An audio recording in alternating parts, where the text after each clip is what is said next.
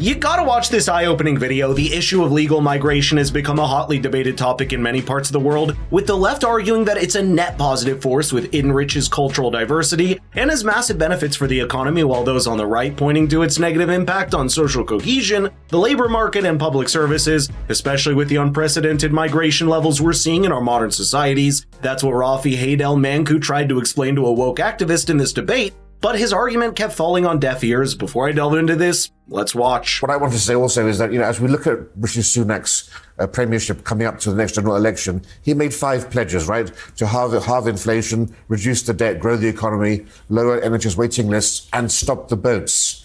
And the fact that he just focused on stopping the boats, he never even mentioned legal immigration, which is a far bigger issue for people living in the communities, shows you that he's completely out of touch with the people's needs and interests on this. He simply doesn't get public attitudes towards immigration. That's why you're seeing him only ramping up things now as we get into the short run up to an election. Okay, Jonathan, are you one of the people that doesn't get it? Because you are, you're very honest, and we're not North Korea. We live in a democracy. We can all have different views, and that's fantastic. But you're some would say more generous to the immigrant cause than others. Rafe is simply making the point that most people don't think I'm like unashamedly pro-migration, and actually migration is really, until very recently, migration had really gone down the list of issues that people cared about. Ironically, after Brexit, migration actually stopped being sort of a top-tier issue for people, because I think a lot of people thought that migration had been sorted, quote unquote, which is actually quite funny given that legal migration is much higher now than it was before the referendum.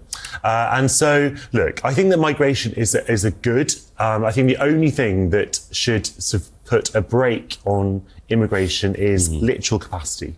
Do we have the geographic space? Do we have the land? Do we have the public services? And obviously with migration, you've answered your own question there, because the answer is no. Well, if you drive outside of London, which I occasionally do as a Londoner myself, you'll see we have absolutely lots of space. We've got lots of fields. We have lots of schools and doctor surgeries and GPs. Britain geographically is not full. Nobody would argue that Britain geographically is full. What you could have an argument about is public services, and it's a very complicated argument. And actually, the whole point of immigration is that one of the main benefits of immigration is that migrants are keeping our public services afloat. And obviously, when you have people that come in, obviously that's is an economic. When you say migrants, can you add to the economy, and then that's what filters down. I'll come back to Rafe in a second. When you say migrants are keeping our economy afloat, well, public services, they keep our public services. In what sort of way? When you look at the NHS, when you look at the numbers of people from abroad that staff the NHS, you look at sort of the people. Obviously, that you had the fabled Polish plumber in the years after Eastern European countries joined the EU, and people could identify with that all over the place. What people had a backlash to the idea that we had free movement and that anyone could come, but actually most economists agree that free movement was actually incredibly beneficial to our economy. Now, Britain could have done in those days what other countries in the EU did, which is to kind of have a filtered system, that there wasn't going to be complete free movement from day one. The Blair government decided not to do that. I actually think that was a good thing, because you have certain. I mean, you said other people disagree. Before I go on with the video, this is a good time to subscribe if you're interested in discussions like this. That's a weak argument to make. Just there's a lot of space available. It doesn't mean that there's spaces with housing units on them. Those are mainly empty fields. I think that's one of the primary concerns with immigration that everybody overlooks in general in the large-scale pressure it places on public services and infrastructure. As migrants settle in new countries, they require access to healthcare, education, housing, and other social services in areas where resources are already stretched thin, such as housing markets in urban centers or healthcare systems in rural regions. The influx of migrants magnifies existing pressures and leads to shortages and long waiting times for essential services. In the case of the United Kingdom, for example, a recent Migration Watch UK article found that, and I quote, net migration is adding around 700,000 people annually, adding that Britain needs 5.7 million new homes over the next 15 years to keep up with immigration-driven population growth. In comparison to the number of newcomers, there were only 171,000 new houses built in England and 204,000 all over Britain in 2022, according to a report by The Spectator. That's one of the leading factors contributing to the massive increase in house prices, the rental ones as well. Additionally, immigrants can drive down wages and job opportunities for native-born workers, particularly those in low-skilled or unskilled sectors. By increasing the supply of labor, migrants compete with local workers for jobs, leading to downward pressure on wages. This can have a disproportionate disproportionate impact on vulnerable populations such as young people and those with limited education or skills. The left would tell you otherwise and reference a few studies that prove the opposite, but such studies focus on the job market in its entirety and don't focus solely on the low-skill occupations. The Center of Immigration Studies found that, and I quote, "In low-skilled occupations, the effects of immigration are much stronger. For the 23% of natives employed in these occupations, a 1% increase in the immigration composition of their occupation reduces wages by 0.8%. I don't honestly know anybody who's not... the idea of it's not really pro-migrant, not pro-migrant. Rafe, I don't know anything about your backstory. I imagine there is a migrant component to your backstory. Look at your name. I would assume there's that. My mother's Polish. My father was born in Kenya. Well, there you go. So you recognise that side of the argument. And this is one of the things that the media always tends to, whether disingenuously or not, confuse is immigration versus mass migration. In the 1980s and 90s, we had immigration at approximately 50,000 per year, which was a very reasonable number to manage. We've had in the last 20 years more immigration than in the last 2,000 years combined. We had more immigration last year than in the entire decade of the 1990s, and no society can cope with such change. And unfortunately, too much of the discussion is about public services, infrastructure, GP appointments, and so forth. The cultural change that we have seen in this country because of that. You know, from the old mill towns of the north to the heart of our capital city, towns and cities are unrecognizable to the generations that once called them home. And this is an issue which we're too scared to actually discuss. This needs to be addressed. We need to be brave enough to discuss these issues, because otherwise we're going to be facing a very dire future. Jonathan, you look as if you're just about to lose the will to live after listening to what Rafe was saying there. I just think it's a deeply depressing argument, and it's reality. True, though. It's depressing. No, it's not true. There are plenty of people across the country who have views that I would disagree with. It's completely irrelevant what views people have. What matters? It's not irrelevant. It is irrelevant. What matters is what people actually do. And those are legitimate concerns. The left keeps deflecting on the point of major cities losing their character over time because of mass immigration. It rapidly changes the demographic profile of those cities, where native residents feel a sense of displacement or alienation as their communities undergo demographic shifts. Take, for example, the case of London, for the 2021 census found that almost 2/3 of the residents identify as ethnic minorities, while only 36% of them identify as white British. This can have effects that lead to the creation of neighborhoods that tend to be sectioned off between immigration populations, since they share the culture and language. No, I don't mean poor neighborhoods like the ones we see in the movies with broken windows and widespread crime. I mean the types of neighborhoods where an ethnic group or multiple of them reside in a part of the city and establish a close community.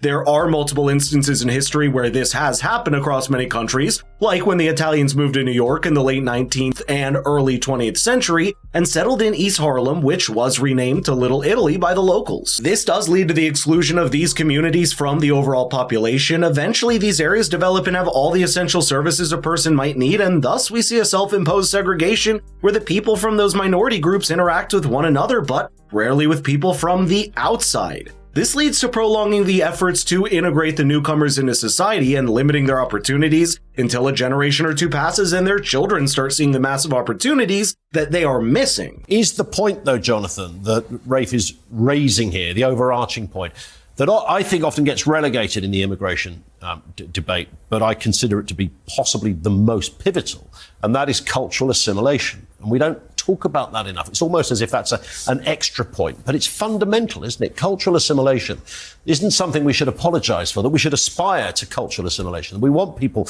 to, of course, again, to quote that term, we're not North Korea, you have your own beliefs, etc. But an idea that you sing from a very similar hymn sheet is pivotal to a civilised society, right? Well, I mean, I don't exactly know what you mean by civilised society, but obviously it's important that people who come here, what happens with migration is a dialogue. If you've ever been out for dinner in Britain, the likelihood is that you have engaged in some of the benefits of migration, because you're probably not going out for an English all the time. You're going for Italian food, Indian food, Chinese food, etc. And so this is just one of the ways in which and that is great. That is great. But migration is always an engagement. When you say assimilation, yes, it sounds great in principle.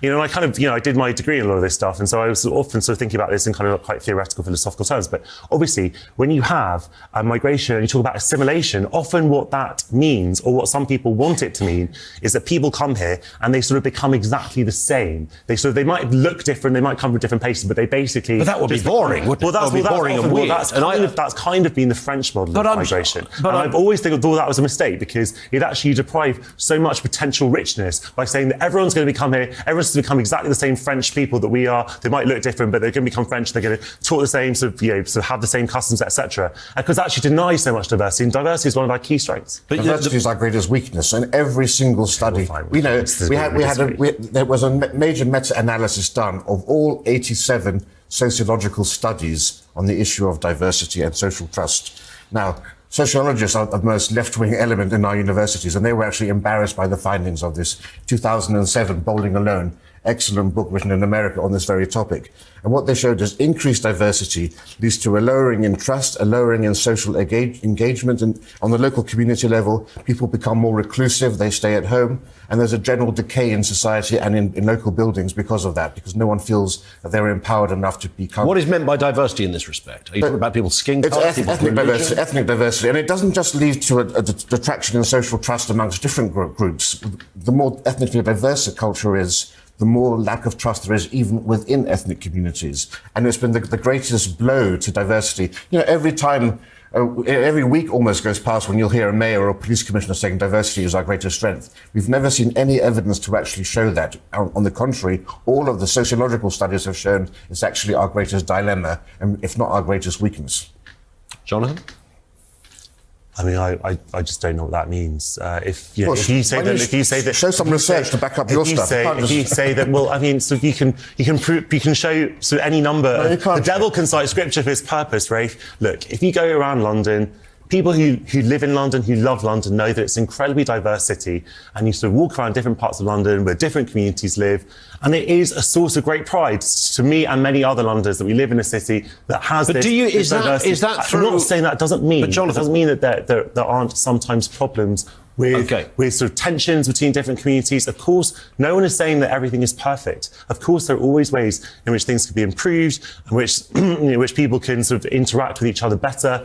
That's not what we're talking about. The issue is whether diversity itself is a good thing, and I think it is. Those on the left keep parroting about how wrong cultural assimilation is, but that's how their mind is trained. It's utopian to think that a society that is composed of multiple ethnic and cultural backgrounds would not have difficulty maintaining some sort of social cohesion. Cultural assimilation plays a key role in building a strong and shared national identity as individuals from diverse backgrounds become active participants in the social and political life of their host country. They contribute to the evolving narrative of what it means to belong to that nation. This shared sense of identity based on common values and aspirations creates a sense of pride and solidarity among citizens, regardless of their cultural heritage. It also reduces social tensions and conflicts that arise from cultural differences, thus increasing social stability and cohesion. Additionally, cultural assimilation cultivates a sense of unity within diverse communities when individuals from different cultural backgrounds come together and interact. It promotes cultural, social cohesion, and reduces the risk of social fragmentation. Shared experiences, values, and traditions help build bonds of understanding, bridging cultural divides and strengthening the fabric of society. And no, it doesn't lead to less diversity like the left claims. True assimilation encourages mutual respect and appreciation for diverse customs, languages, and perspectives. Like I mentioned earlier, cultural assimilation is the opposite of creating these cultural ghettos, as it facilitates social mobility for immigrants and their descendants, where individuals can fully participate in the economic and social life